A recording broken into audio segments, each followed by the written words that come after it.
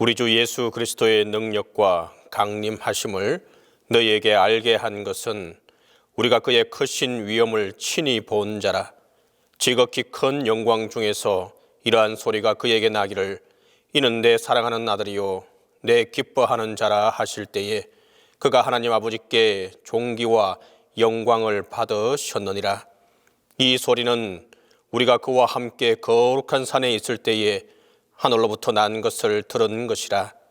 하나님은 영이시니 예배하는 자가 신령과 진정으로 예배할지니라.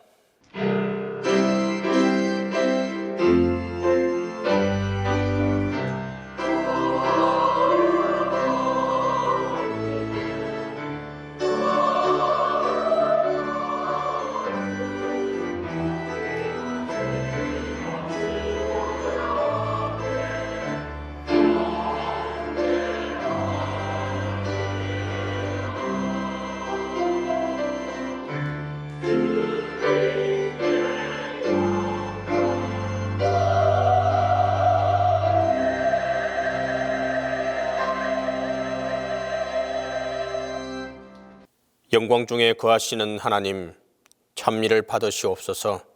거룩한 주일에 구원의 진리가 밝히 드러나는 예배의 자리로 이끌어 주시니 감사합니다. 그 옛날 제자들이 영광스럽게 변모하신 예수님을 뵌 것 같이 오늘 저희들도 이 예배를 통하여 구주 예수님의 영광을 보게 하여 주옵소서. 민족의 명절인 설날이 있는 주간입니다. 온 가족이 함께 나와 하나님께 영광을 돌리며 경배하고 있사오니 주님께서 택하신 가정마다 복을 주시고 은혜와 기쁨을 더욱 충만하게 하옵소서. 성부와 성자와 성령 성삼위 하나님께 영광이 세세무궁토록 함께 있을지어다.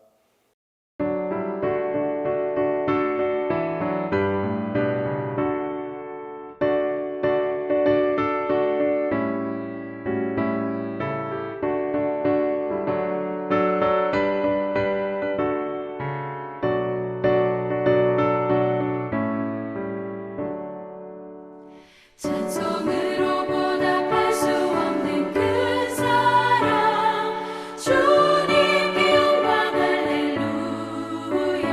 형제자매 모두 함께 모여 찬송해 주님께 영광 할렐루야. 하나님의 자녀여 크게 찬송 부르며 밝고 거룩한 길로 기쁨으로 나아가 주의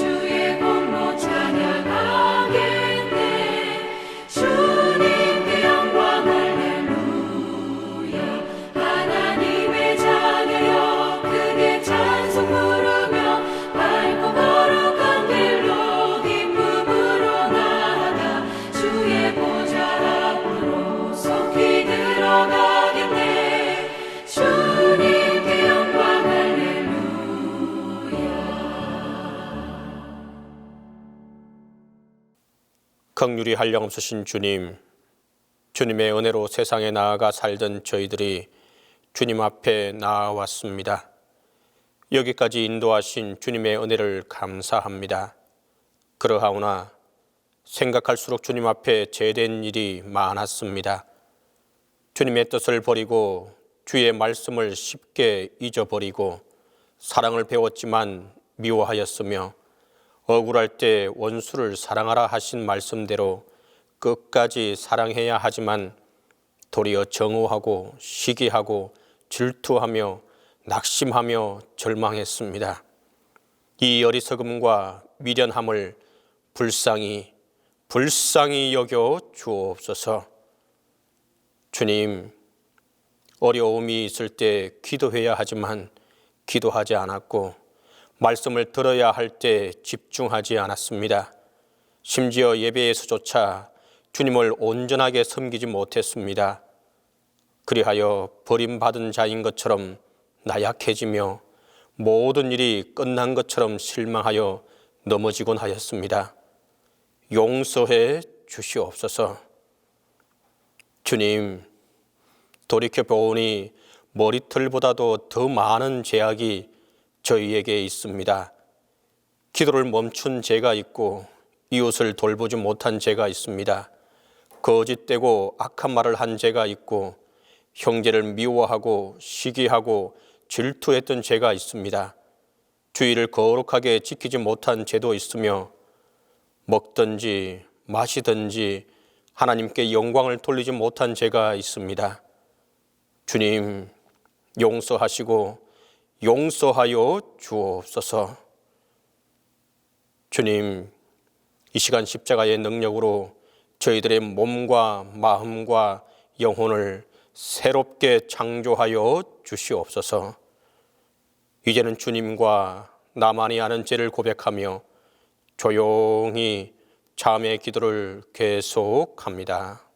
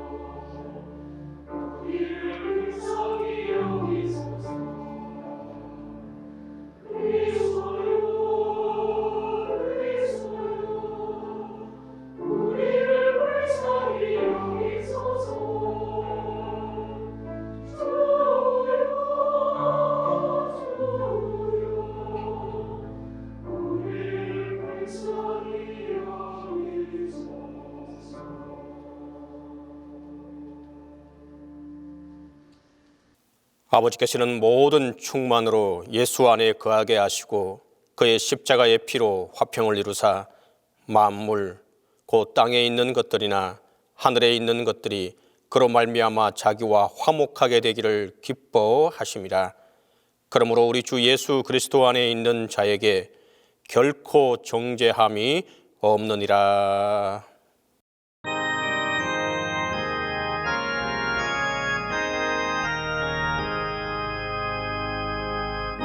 만복의 근원 하나님 온 백성 찬송 드리고 천천사여 찬송하세 찬송 성부 성자 성령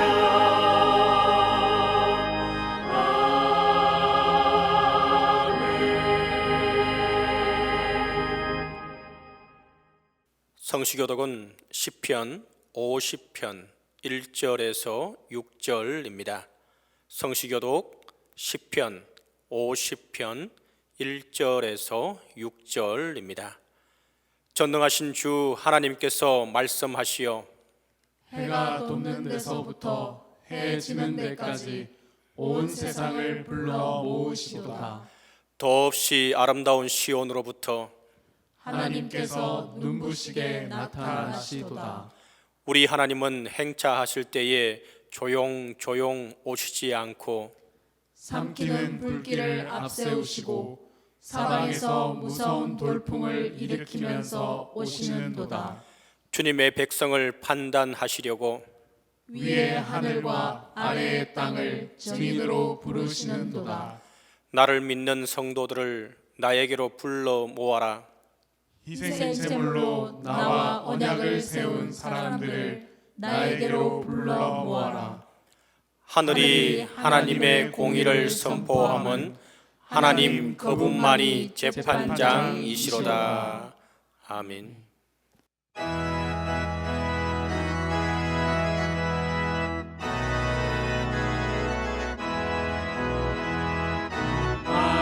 하나님이 좋은 걸 어떡합니까? 하나님이 좋은 걸 어떡합니까? 하나님이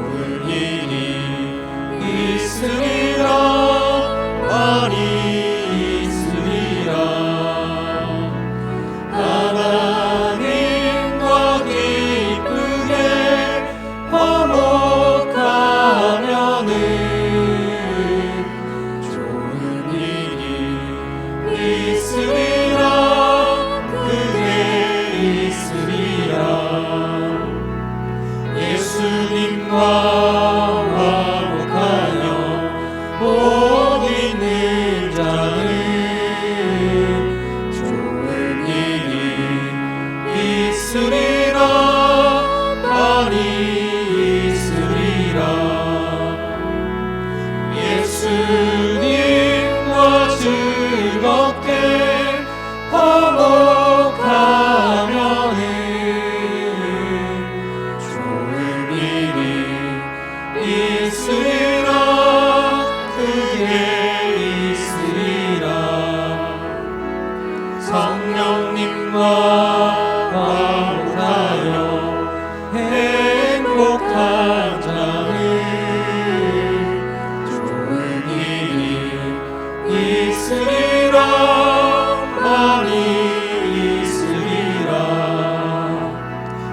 성령님과 뜨겁게 화목하면은 좋은 일이 있으리라. 크게 있으리라. 우리 서로 뜨겁게 화목하면은 좋은 일이 있으리라. 크게 있으리라.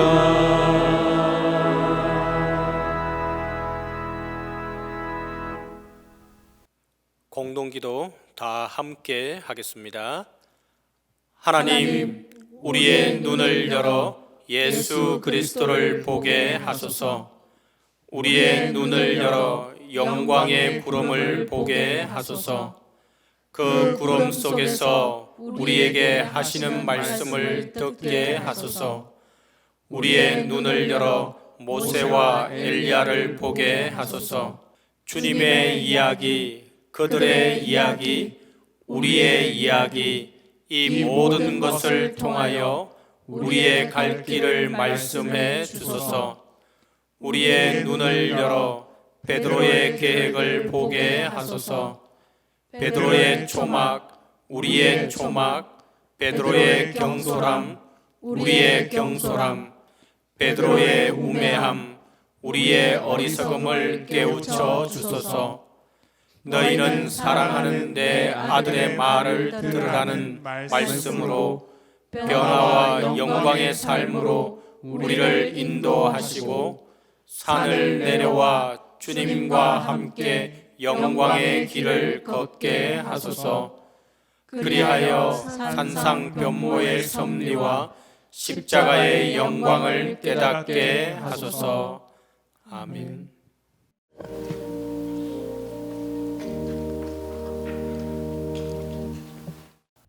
하나님, 온 가족이 모여서 예배 드릴 수 있게 해주셔서 감사합니다. 건강한 동신교회 되게 해주세요. 예수님 이름으로 기도드렸습니다. 아멘.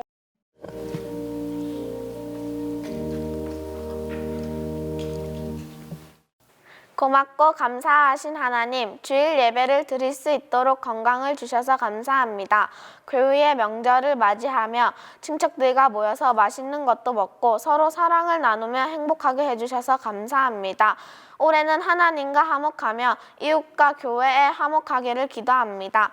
동신교회가 부흥 발전하며 목사님과 교육자님들 건강하시고 행복하기를 원하며 예수님 이름으로 기도합니다. 아멘.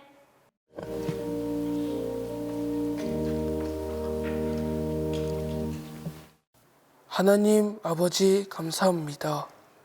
하나님 은혜로 우리 민족의 고유 명절인 설날을 맞이하였습니다. 매년 온 가족이 함께 모여 예배드리고 준비한 음식을 나눠 먹으며 풍성하고 행복한 설 명절을 보냈지만 올해는 코로나 바이러스로 인해 가족이 한 자리에 모이지 못하게 되었습니다. 그러나 이러한 아픔을 통해 오히려 가족의 소중함을 알게 해 주셔서 감사합니다. 하나님께서 하루빨리 전염병을 해결해 주시고 교회에서 모든 가정이 모여 예배 드릴 수 있도록 도와주시길 기도합니다. 사랑의 하나님, 2021년에는 저희 동신교회가 하나님의 사랑을 전하는 교회가 되게 하시고 중고등부도 더욱 부흥할 수 있도록 인도하여 주옵소서. 이 시간 목사님 말씀 전하실 때 성령님께서 붙들어 주시고 듣는 저희들은 하나님 말씀을 깨닫고 변화될 수 있기를 기도합니다. 항상 변함없이 우리를 지켜주시는 예수님 사랑합니다. 예수님 이름으로 기도합니다.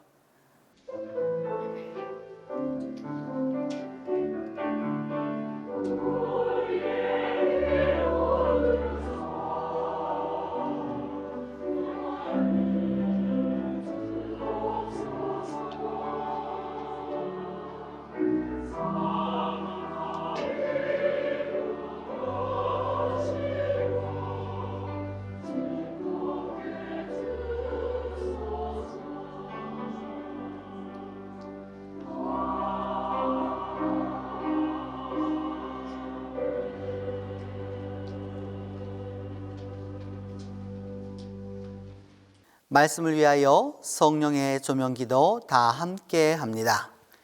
은혜로우신 주님, 성령의 밝은 빛으로 우리를 인도하사 말씀의 은혜로 진리를 깨닫게 하시고 말씀의 능력으로 자유를 누리게 하시며 말씀의 생명으로 힘과 소망을 얻게 하소서.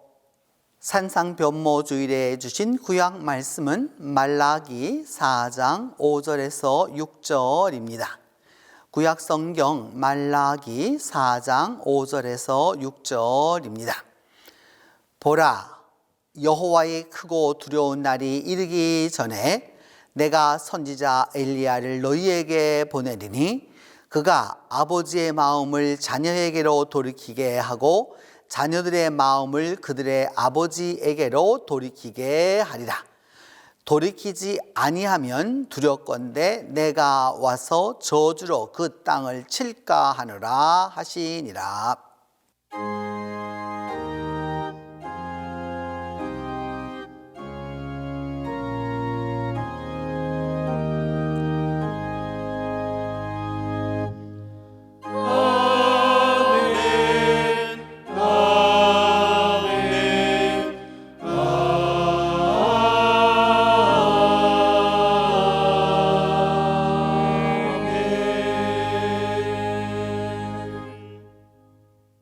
말라기는 포로 생활을 마치고 약 100년이 지난 뒤 상황을 보여주는 말씀입니다.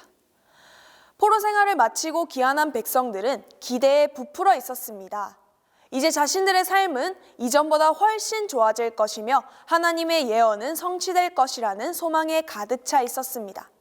하지만 시간이 흐르고 백성들이 원하는 그런 시대는 일어나지 않았습니다. 신실함과 믿음으로 가득 찼던 그들은 신실함을 잃었고 다시 자신의 조상들처럼 죄를 지으면서 살아가게 되었습니다. 오늘 본문 말씀은 이런 백성들을 향한 경고의 말씀입니다. 사실 하나님의 경고는 이번이 처음이 아닙니다. 그 이전에 수도 없이 돌아오라고 회개하라고 말씀하셨습니다. 이 정도면 들어야 정상인데 백성들은 정말 지독하게도 같은 실수를 반복합니다. 인간의 욕심은 끝이 없고 같은 실수를 반복하는 것입니다. 그 경고의 말씀은 이것입니다. 보라, 여호와의 크고 두려운 날이 이른다. 그런데 하나님께서는 그들을 위해 또 한 번 기회를 주십니다. 선지자 엘리야를 통해서 말입니다. 그 선지자의 역할은 오늘 말씀에서는 아버지의 마음을 자녀에게로 돌이키게 하고 자녀들의 마음을 그들의 아버지에게로 돌이키게 하는 것입니다. 하나님께서는 우리를 창조하신 이후부터 우리를 자녀 삼아 주셔서 아버지와 자녀의 관계로 맺어졌습니다. 아버지의 역할은 자녀가 잘 클 수 있도록 보호하고 잘 양육하는 것이고 자녀의 역할은 부모님의 말씀을 잘 듣고 순종하고 또 효도하는 것입니다. 그런데 하나님과 우리의 관계는 그저 부모의 역할만 잘 감당할 뿐이었습니다. 자녀는 자꾸 엇나갑니다. 돌아오려고 하지 않습니다. 이제 하나님께서는 그 자녀를 혼내겠다고 말씀하시는 겁니다. 이것이 크고 두려운 날인 거죠. 두려움은 무서운 것입니다. 우리는 두려운 상황을 맞이하고 싶어 하지 않습니다. 반면 우리는 기뻐하는 상황은 항상 맞이하고 싶어 하죠. 그 두려운 날이 기쁨의 날이 될 수 있는 방법이 있습니다. 바로 돌이키는 것입니다. 돌이키면 우리는 하나님의 자녀로서 하나님과의 관계가 회복되고 또 치유해 주시겠다고 말씀합니다. 에이, 설마 성경에서 말하는 그런 날이 오겠어? 하시는 분들도 있습니다.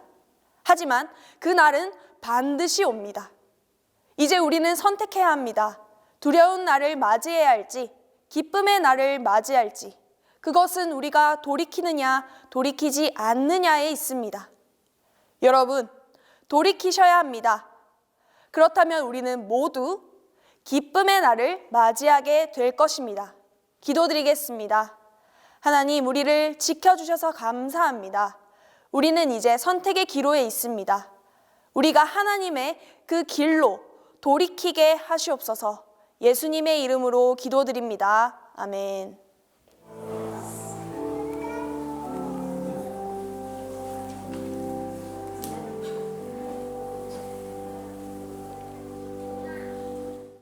산상변모주일에 주신 서신서 말씀은 고린도후서 4장 3절에서 6절입니다. 신약성경 고린도후서 4장 3절에서 6절입니다. 만일 우리의 복음이 가리었으면 망하는 자들에게 가리어진 것이라. 그 중에 이 세상의 신이 믿지 아니하는 자들의 마음을 혼미하게 하여 그리스도의 영광의 복음의 광채가 비치지 못하게 함이니 그리스도는 하나님의 형상이니라. 우리는 우리를 전파하는 것이 아니라 오직 그리스도 예수의 주 되신 것과 또 예수를 위하여 우리가 너희의 종된 것을 전파함이라. 어두운 데에 빛이 비치라 말씀하셨던 그 하나님께서 예수 그리스도의 얼굴에 있는 하나님의 영광을 아는 빛을 우리 마음에 비추셨느니라.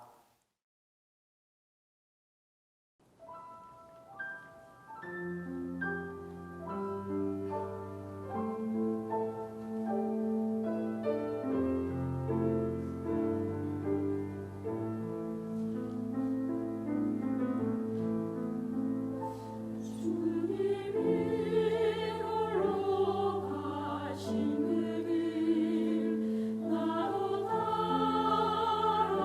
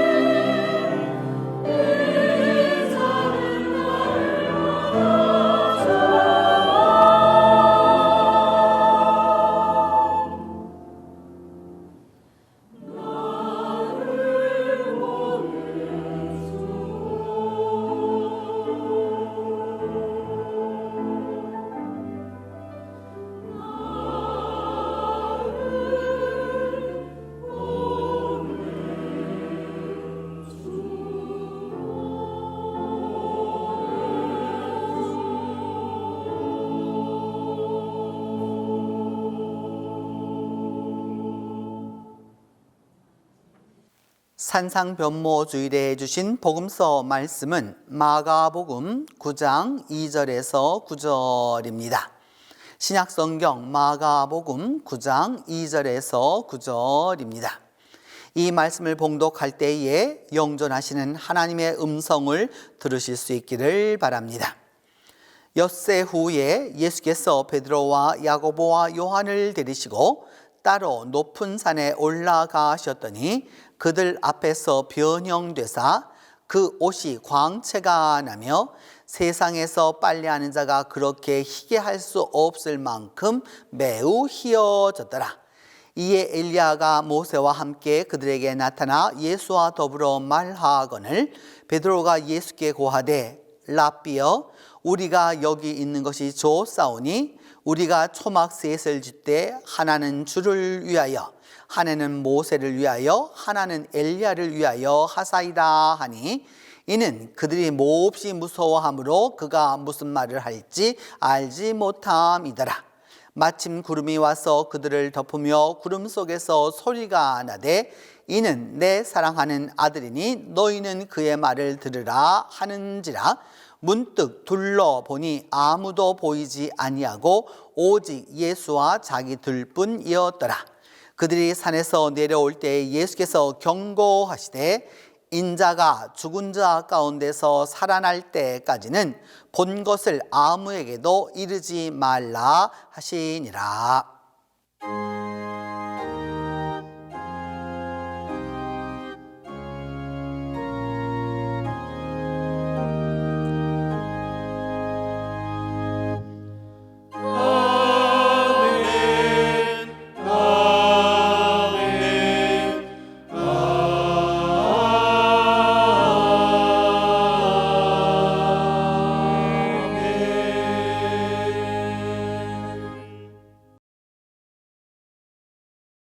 오늘의 본문은 베드로와 야고보와 요한을 데리시고 예수님이 한 높은 산에 오르셔서 천상의 모습, 영광의 모습으로 변만 사건을 기록하고 있습니다.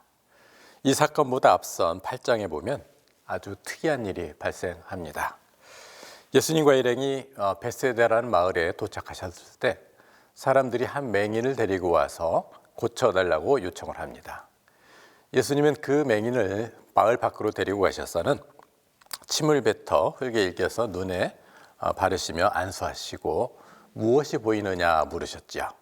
그 사람은 사람이 보이긴 한데 나무 같은 것들이 걸어다니는데 아주 흐릿합니다 라고 답변합니다. 예수님 그 사람에게 다시 한번 안수하시고 이제 무엇이 보이느냐 말할 때 성경은 그 사람이 모든 것을 밝히 보게 되었다 기록하고 있죠. 예수님의 치유 방식도 독특하거니와 더 놀라운 것은 예수님이 두 번의 치유 안수를 통해서 고치시게 되었다는 사실입니다. 이제 한 번쯤 던질 수 있는 질문이 있습니다. 예수님은 왜 두 번을 안수하고 나서야 그 사람의 눈을 고치셨을까요? 예수님의 능력이 부족했기 때문일까요? 물론 이 사건은 예수님의 능력의 부족을 말하고자 기록한 것이 아닙니다. 예수님은 얼마든지 단번에 그 사람의 눈을 고치실 수 있었다는 그런 사실이죠. 그렇다면 왜 두 번의 안수가 필요했을까요? 이 두 번의 치유는 우리 신앙의 현 주소를 꼬집는 사건이라 말씀드릴 수가 있습니다. 우리말에 눈뜬 장님이란 말이 있죠. 눈으로는 본다 하지만 실질적으로는 정작 보아야 할 것은 보지 못하는 그런 상태를 말하는 것이 아니겠습니까? 요한복음 9장 39절에 보면은 예수님은 바리새인과 논쟁 가운데 이렇게 말씀하십니다. 내가 감당할 사역은 보지 못하는 자는 보게 하고, 이해가 되시죠? 그런데 뜻밖에도 보는 자는 보지 못하게 한다 이렇게 말씀하고 계신다는 사실입니다. 바리새인들은 하나님에 관해서는 모르는 것이 없다. 자신들은 율법에 대해서는 모든 것을 안다. 자신만만했습니다. 심지어 예수님보다도 하나님의 율법에 대해서는 우리가 더 잘한다는 아주 그런 교만한 말을 할 정도였으니까요. 그런데 예수님이 이러한 바리새인에 대해서 요한복음 9장 41절에 보면은 너희가 맹인 되었다 하면 죄가 없었겠지만 본다 하니 죄가 크다라고 말씀하고 계십니다. 바리새인들은 본인들이 모든 것을 정확히 율법에서 알고 있다 생각했지만 정작 예수님 안에 있는 생명의 진리에 대해서는 눈을 감거나 보지 못했다는 사실입니다. 한 번의 치유만으로 보지 못했던 이는 바로 이 바리새인들뿐만 아니었고 또 맹인이었지만 제자들이었고 베드로였고 또 우리들의 모습이기도 합니다. 맹인을 치유하신 예수님은 곧바로 제자들에게 물어보십니다. 사람들이 나를 누구라고 하느냐? 너희들은 나에 대해서 제대로 보고 있느냐를 물으신 거죠. 제자들은 이제 들은 바가 있기 때문에 제잘제잘 대답을 합니다. 예, 예수님.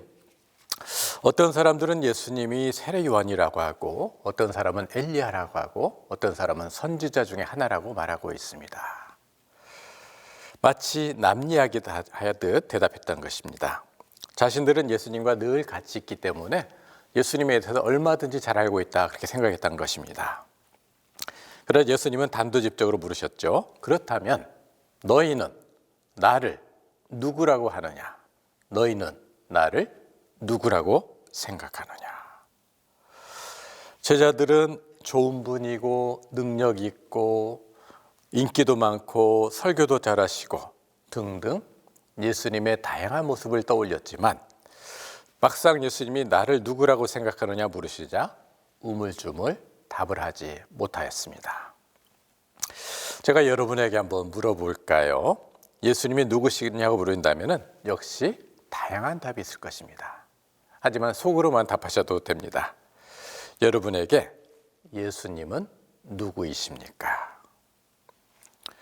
구세주, 주님, 인자, 하나님의 아들, 재림주, 다윗의 아들, 임마누엘, 아마도 많은 호칭과 칭호를 여러분이 떠올리실 것입니다. 여러분이 속으로 대답하신 그 칭호는 오늘 이 시간 그리고 여러분의 삶 가운데서 어떤 의미가 있습니까? 그 호칭을 여러분이 답변하실 때 마음속에 어떤 것을 떠올리셨습니까? 순간적으로 제자들은 말문이 막혔던 것입니다. 남들이 예수님에 대해 말할 때에는 얼마든지 떠벌리며 제잘제잘 대답했지만 정작 예수님이 내게 대해서 누구신가를 묻는 그 질문에 대해서는 침묵하고 말았던 것입니다. 여러분은 오늘 그 예수님이 어떤 의미가 있기에 이 자리에서 그분을 예배하고 있는 것입니까? 나대기를 좋아하는 제자가 있었어요. 베드로입니다. 베드로는 다른 제자들은 우물쭈물 답을 못할 때 주는 그리스도십니다. 마태복음에 보면 그는 그리스도시요 살아계신 하나님의 아들이십니다 라고 답변했다고 기록되어 있습니다. 우물쭈물한 제자들과 달리 베드로는 아마 의기양양했을 것 같아요. 주님, 저는 정답을 말하지 않았습니까? 예수님은 베드로의 이 대답에 대해서 바요나 시몬아 내가 복이 있도다. 그러나 이것을 알게 하신 이는 너 스스로가 아니라 하나님이시다. 이렇게 말씀하셨습니다. 예수님의 참 모습의 일부분을 보게 하신 분이 바로 베드로의 지혜가 아니라 하나님의 계시였다 이렇게 밝히고 있다는 사실이죠. 마찬가지로 우리가 2000년 전에 한 인물을 생명의 주님으로 고백할 수 있는 것은 하나님이 베풀어 주신 은혜요. 우리로 보게 하신 기적 때문이라 말씀할 수 있습니다. 그 일은 오직 하나님만 하실 수 있는 일입니다. 그러나 베드로 역시도 한 번의 안수로는 흐릿하게 모았던 맹인의 행보를 따라갑니다. 하나님의 도우심으로 예수님이 하나님의 아들 그리스도신 걸 알기는 하였지만 철저하게 자기중심적인 자기만의 생각에 예수님을 담고 있었던 것입니다. 예수님은 하나님의 아들이요 그리스도시라는 베드로의 대답이 있자마자 베드로가 그 고백하였던 하나님의 아들 그 그리스도가 가야 할 길에 대해서 이렇게 말씀하십니다. 곧 두 번째 안수의 필요성이 나타난 것입니다. 인자는 많은 고난을 받고 사람들에게 버림받아 죽은 후에 부활하게 될 것이다.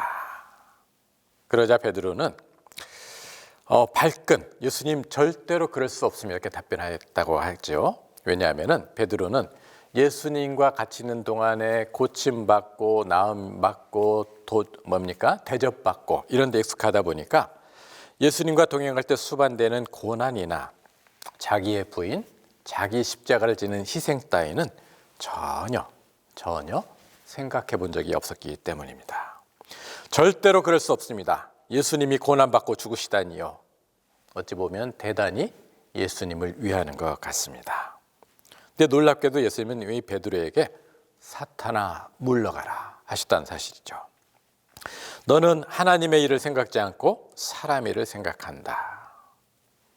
베드로는 예수님을 언제든지 나의 필요를 채울 대상으로만 생각하고 있었으며 두고두고 예수님을 자기 곁에만 두고자 하는 그런 욕심이 있었던 것입니다.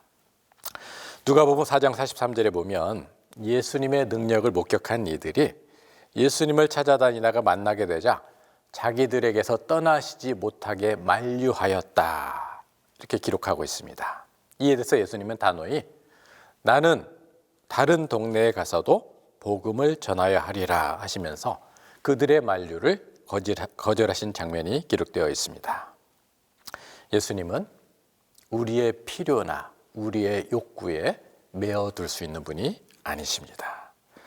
베드로도 이들과 마찬가지로 주님은 내 필요만 채워주면 그만이라 라고 생각하고 있었던 것이죠.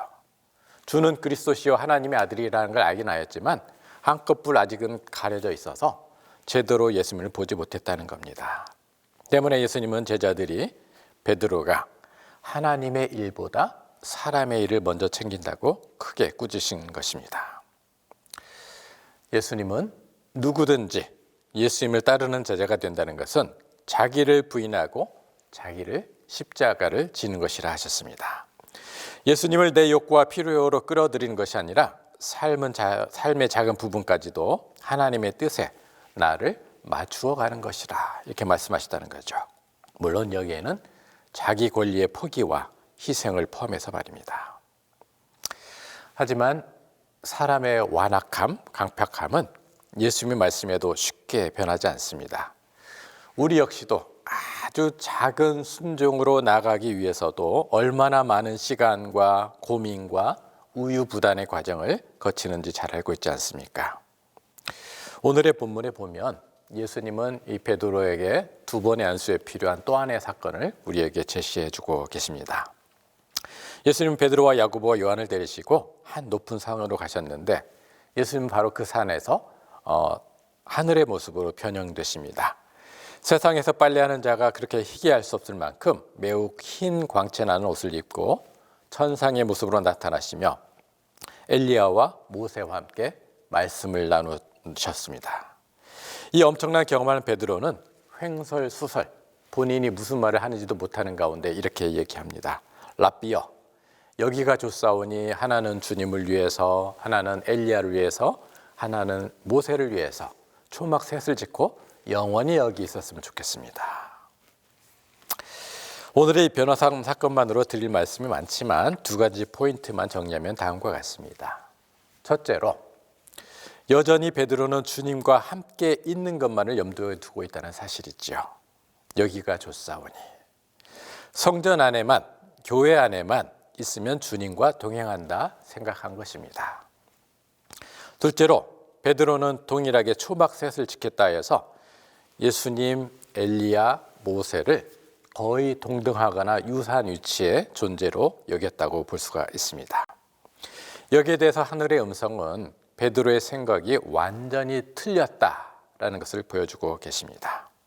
첫째는 전문 용어로는 쉐키나라는 게 있어요. 하나님의 임재를 나타내는 신비한 구름을 나타낼 때 쓰는 용어입니다.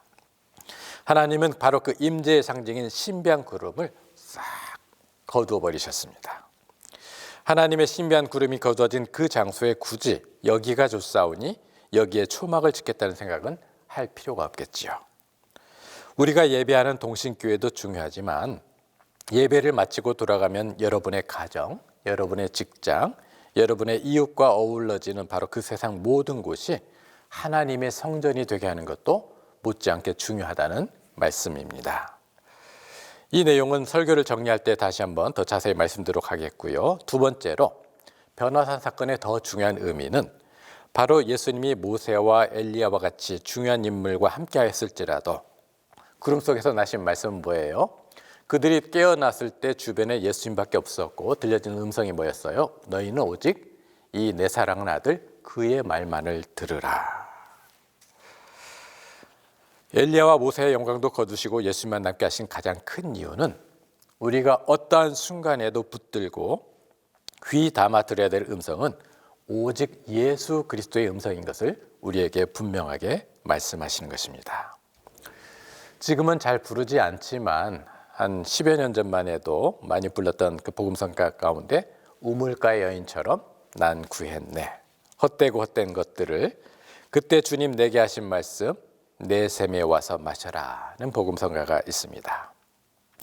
이 복음성가의 배경이 된 본문이 요한복음 4장이라고 할 수가 있어요. 예수님은 유다를 떠나 갈릴리로 가시면서 직통거리에 있는 사마리아 성으로 들어가게 됩니다. 사마리아인들을 무시하고 멸시하는 일반적인 유대인들이 택하는 그런 행로는 아니었습니다. 그러나 예수님은 사람들을 차별하지 않으셨기 때문에 그 길을 과감히 나서신 것인데요. 그 마을에 도착, 특별히 이제 수가라는 마을에 도착하실 때 성경은 시간이 제6시, 곧 정오 무렵이 되었다 말씀합니다. 그 시간대는 일반적인 여염집 여인들, 곧 평범한 여인들은 날이 너무 뜨겁기 때문에 우물가에 나서는 그런 것을 피하는 시간대였습니다. 왜냐하면 그 당시로서는 여인들이 가장 좋아하는 장소였지만 너무 뜨거운 시간대였기 때문에 잘 안 나서지 않는데 한 여인이 그 시간대에 왔다는 것은 학자들은 그 여인은 사람들을 피하거나 숨길 것이 많은 여인이었을 것이다 이렇게 추정합니다. 예수님은 그 여인에게 물을 좀 달라 하셨고 여인은 한 유대인 남성이 물을 달라는 것에 흠칫 놀라면서 경계심을 풀지 않습니다. 예수님은 그 여인에게 네가 너한테 물을 달라는 사람이 누구인지를 알았더라면 나한테 물을 주었을 것이요 나는 너에게 영원히 목마르지 않은 생수를 주었을 것이다 라고 말씀하셨습니다. 여인은 예수님의 말뜻을 이해하지 못하고 그렇게 영생하도록 하는 셈이 어디 있다는 말씀입니까? 그런 물이 있다면 한번 줘보세요 하고 반신반의의 태도를 보입니다. 그래서 예수님은 그녀의 삶의 가장 중요한 부분을 터치하십니다. 대다수의 믿는 자들은 주님이 우리의 고집과 불신앙을 꺾을 필요가 있다 싶을 때는 우리의 아킬레스건을 건드리시는 경험들을 종종 갖고들 계실 것입니다. 예수님은 그 여인에게 너의 남편을 데려오라 갑자기 뜬금없는 말씀을 하십니다. 당혹해하는 여인이 이렇게 대답합니다. 내게는 남편이 없나이다. 그때 예수님이 곧바로 그 말을 받아서 말씀하십니다. 옳도다. 너한테는 남편이 없다.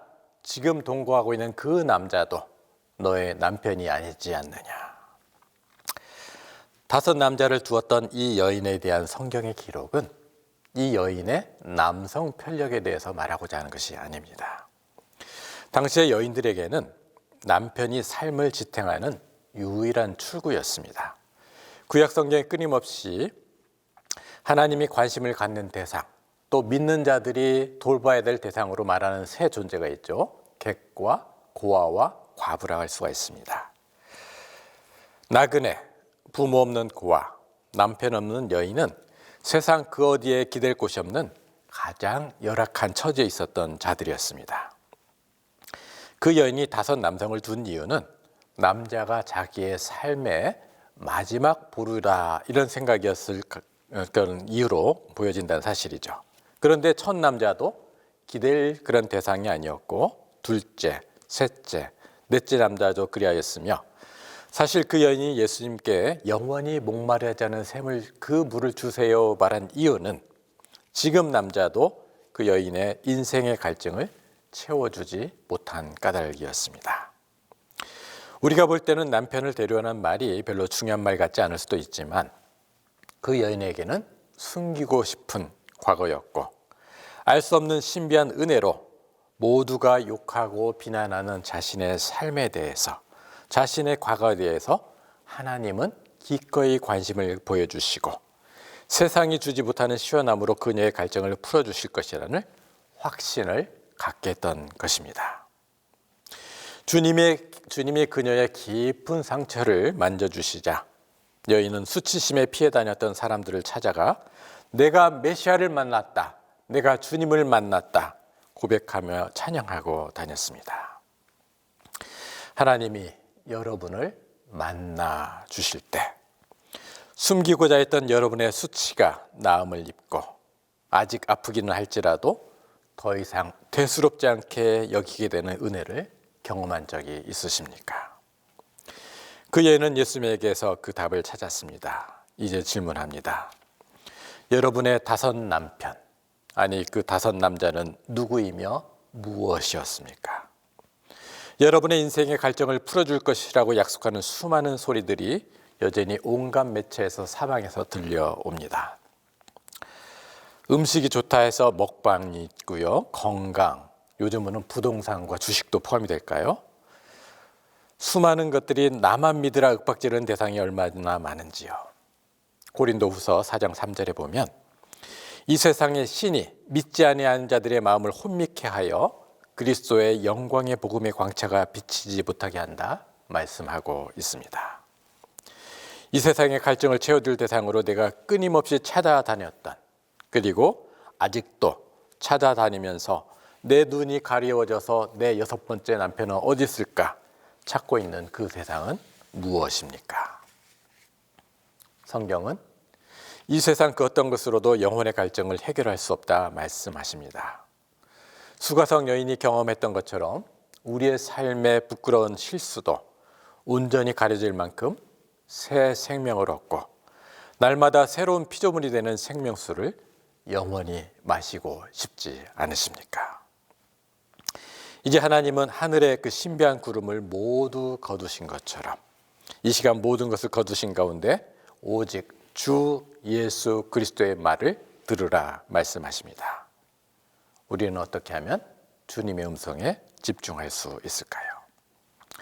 이제 17세기, 지금부터 약 300년 전에 프랑스 갈멜 수도원의 한 수도사를 소개하면서 말씀을 정리하고자 합니다. 로렌스라는 수도사는 젊은 시절 운동선수, 군인 등 여러 삶의 경험을 갖고 전쟁에서 부상을 입고 전전하다가 장애의 몸을 안고서는 55세란 늦은 나이에 수도원의 문을 두드리게 되었습니다. 젊은 나이부터 수도사 훈련을 받았던 애들과 달리 너무 늦어서 정식 수도사는 되지 못하고 그 젊은 수도사를 돕는 그런 평신도 수도사로 일하게 될 상황이었습니다. 젊은 수도사들은 어디서 굴러다니다 온 늙은이냐 하면서 부엌대기로 삼고 구박하고 멸시하며 온갖 허드렛 일을 아무렇게나 시키는 그런 부정적 일을 자행했습니다. 그런데 이 로렌스 수도사는 사람들의 소리에 반응하기보다는 오직 주님께만 집중하기를 원했고 가장 사소한 순간에도 하나님을 기억하기를 원했습니다. 그를 소개하는 책에는 이런 글이 있습니다. 그에게는 모든 장소, 모든 임무, 모든 것이 동일하였다. 부엌에서 허드렛 일을 하든지 낡은 샌드를 수리하든지 골방에서 기도하든지 언제 어디서나 그는 하나님을 만났기 때문이다. 그는 매 순간 하나님을 사랑하고 예배하였으므로 특별히 별도의 경간의 시간을 필요로 하지 않았다. 얼마나 멋있는 말이에요. 별도의 경건의 시간이 필요치 않았다. 매 순간 호흡하는 순간마다 하나님을 만났기 때문에 일생 자체가 뭡니까? 경건의 시간이었다. 다시 말하면 부엌에서 여러분 그 아궁이에 불을 뗄 때는 성령님 내 마음도 이 불처럼 따뜻하게 해주셔서 다른 사람의 마음을 덮이는 사람이 되게 해주세요. 저녁이 되어서 곳곳에 수도원에 불을 켜고 다닐 때는 하나님 제가 이 불을 켜는 것처럼 어두운 마음을 갖고 있는 아파하는 사람들의 마음 가운데 작은 말 한마디로라도 그들의 마음을 밝히게 해주세요. 부엌에서 허든일 하다가 세탁일을 하다가 가끔은 다림질을 하지 않겠습니까? 다림질 할 때는 뭐라고 해야 할까요? 하나님 이처럼 정갈하고 반듯한 마음을 제게 주세요. 불을 지필 때 연기가 피오르면 하나님 제 기도도 어눌하지만 하나님께 상달되는 기도가 되게 해주세요. 아주 단순하지만 순수한 기도를 드렸다고 합니다. 이 로렌스 수도사를 처음에는 홀대하고 무시하던 젊은 수도사들은 로렌스가 머무는 곳, 부엌이 되었건 식당이 되었건 빨래터가 어디 되었던 그곳에 천국이 있는 것을 경험하게 되었고, 그의 영성이 자신보다 훨씬 뛰어남을 깨닫게 되면서 이 로렌스 수도사는 한 번도 정식 수도사 훈련을 받지 않았지만 모두가 존경하는 수도원장이 되었다고 기록되어 있습니다. 이제 말씀을 정리합니다. 여러분의 눈은 건강합니까? 예수님을 바라보되 그분을 나의 필요에 메어두려는 불완전한 눈을 갖고 있지는 않습니까? 5 남편을 두었으나 아직도 목말라 6번째 남편을 찾아 헤매는 갈증의 삶을 살고 있지는 않습니까? 내가 이 땅에 천국을 안겨주겠다는 세상의 소리가 아니라 아주 작고 하찮은 순간에도 주님을 떠올리며 오롯이 예수님께만 집중해 보시기 바랍니다. 얼마 안에 있으면 사순의 시간이 시작됩니다. 일상에서 주님을 보시고 여러분이 세수하는 순간, 음식을 준비하는 순간, 일터에서 일하는 시간, 걸어가는 순간, 하늘을 바라보는 모든 순간순간마다 이 작은 시간들 안에서 하나님을 보시고 주님의 음성에 민감하시길 바랍니다. 주님은 여러분 각자에게만 가장 잘 어울리는 방식으로 결코 목마르지 않은 생수를 부어주실 것이며, 인생의 다른 실패들이 전혀 내 인생의 걸림돌이 되지 않고, 그리고 과거의 실수를 또 실패를 담담히 말하며 소망을 더 크게 기대할 수 있는 새로운 생명을 여러분에게 부어주실 것입니다. 삶의 작은 사소한 순간에도 주님께 집중하며 주님을 생각하며 주님의 시선을 통해서 세상과 다른 사람들을 바라보아 여러분을 통해 영원히 목마르지 않게 하는 생수의 강, 영원한 생명의 흘러넘치는 은혜를 누리며 다른 이들에게도 이 모든 축복을 전달하는 자로서 축복의 통로가 되는 복된 성도님들 되시기를 주님의 이름으로 축원드립니다. 기도하시겠습니다.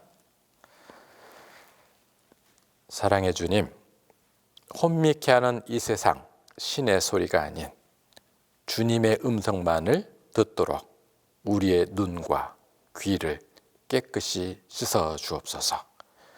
그리하여 우리 안에 영원히 목마르지 않는, 그리고 쇠하지 않는 생명수가 영원토록 흐르게 하옵소서. 예수님 이름으로 기도하옵나이다. 아멘. 사도신경으로 우리의 신앙을 고백합니다. 나는 전능하신 아버지 하나님 천지의 창조주를 믿습니다.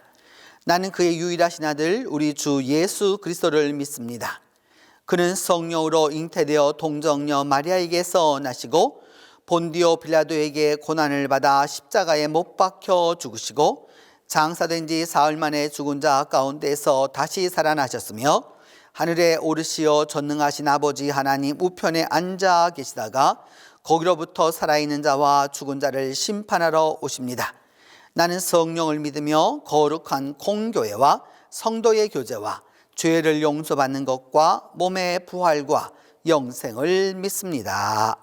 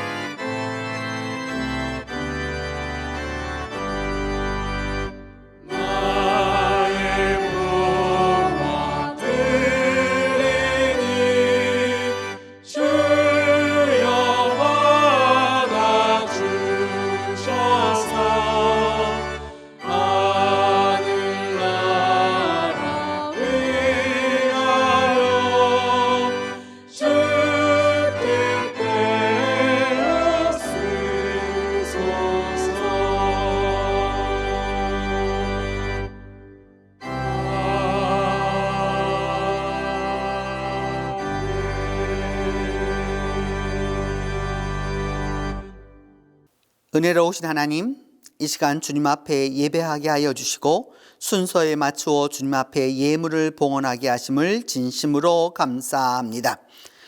이 시간 정성과 믿음을 모아서 주님 앞에 드리는 우리 성도들의 손길마다 주님 기억하여 주시고 축복하여 주시고 은혜 내려주셔서 주님 이 예물을 드리는 우리 성도들의 마음과 믿음을 예뻐 보아주시며 이들이 하는 일마다 하나님의 은혜가 있도록 축복하여 주시옵소서. 하나님, 이 주연절의 마지막 주일인 산상 변모 주일을 맞이하여 주님 안에서 변화하기를 원하고 또한 십자가를 앞에 두고 그 영광의 변화를 먼저 경험한 그 주님을 따라가는 우리 그리스도인들 모두에게 은혜를 베풀어 주셔서 저희들의 삶이 또 저희들의 믿음이 저희들의 기도가 주님을 닮아 때로 십자가를 지는 어려움이 있을지라도 그 영광 너머에서 다가오는 하나님의 능력을 경험할 수 있도록 우리 주께서 도와주시옵소서.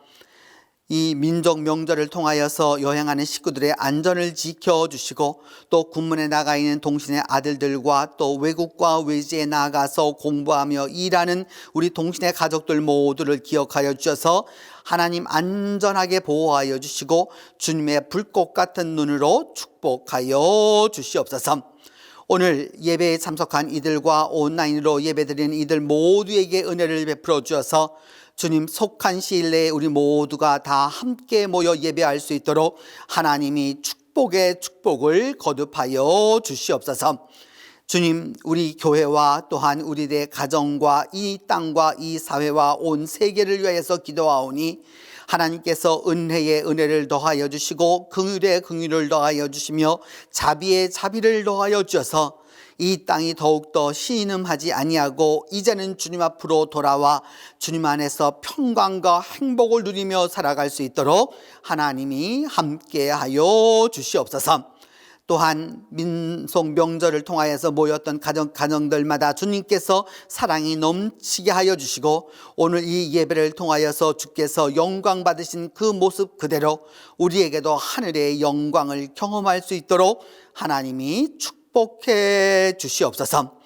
오늘도 전 세계에서 복음을 전하는 선교사들과 또한 주의 복음을 들고선 이들 모두에 축복하여 주시며 이 땅에 있는 모든 교회들을 축복하여 주시고 주님, 우리 모두가 사순을 앞에 두고 드리는 이 산상변모주일에 그 변모 사건을 통하여서 다시 한번 우리의 믿음이 영광을 바라볼 수 있도록 하나님이 함께해 주시옵소서. 우리 성도들이 한 주간 동안 살아가는 동안의 삶을 지켜주시고 불꽃 같은 눈으로 함께하여 주시며 주님의 오른 장중에 함께하여 주옵소서. 우리 주 예수 그리스도의 이름으로 봉헌 기도 드리옵나이다.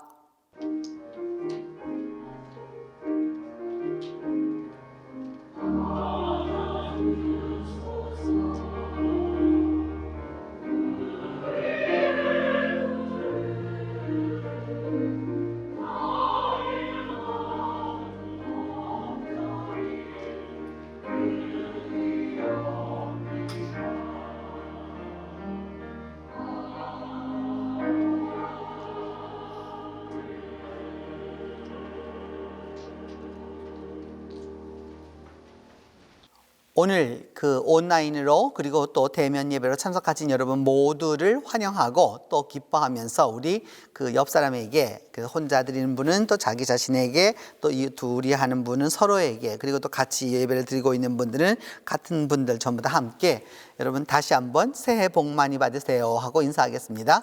새해 복 많이 받으세요. 새해 복 많이 받으세요. 새해 복 많이 받으세요. 오늘 첫 번째 광고는 성회 수요일에 대한 것입니다. 이번 수요일이 그 사순절의 시작인 성회 수요일인데 흔히 말하는 제수요일이라고도 하는 것이죠. 이렇게 구약 성경에 있는 대로 참회와 회개의 의미로 죄를 무릅쓰고 기도했었던 것에서부터 교회가 지난 2000년 동안 지켜온 아주 귀한 전통 가운데 하나입니다. 올해와 같이 또 지난해처럼 이렇게 살아오는 삶의 현장에서 사순절이라고 하는 것은 아주 큰 의미를 갖는다고 할 수 있는데 그래서 이번 수요일에 시작합니다. 그래서 이번 수요일 7시 반에 우리가 함께 다 그 온라인으로 이 성회 수요 예배를 드리도록 하겠습니다. 그래서 여러분 그 순서지를 우편으로 우송하였는데 또 명절도 끼고 또 그래서 혹시 받지 못하신 분들은 이 온라인 광고나 또 대면 예배 때 광고에서 그 못 받으신 분들은 교회에 알려주시면은 순서지와 또 예배에 사용될 것들을 다 드리도록 하겠습니다. 그래서 여러분 이번 성회 수요일에 함께 사순을 시작하면서 하나님의 은혜를 많이 경험할 수 있기를 바랍니다. 유치부가 2월 21일가 다음 주일입니다. 다음 주일과 그 다음 주일이 양주일에 걸쳐서 그 온라인으로 겨울 성경학교를 합니다. 그래서 여러분 많이 사랑도 해주시고 또 기도도 해주시고 함께 또 사랑 또 이 도움의 손길도 또 함께 해주셔서 우리 유치부가 힘차게 나아갈 수 있도록 도와주시기를 바랍니다. 이제 다 함께 일어나 까치까치 설날은 우리 이 찬송 함께 하도록 하겠습니다.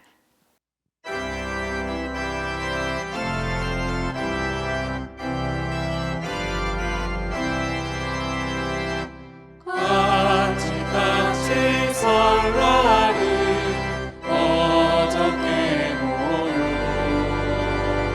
우리 설날은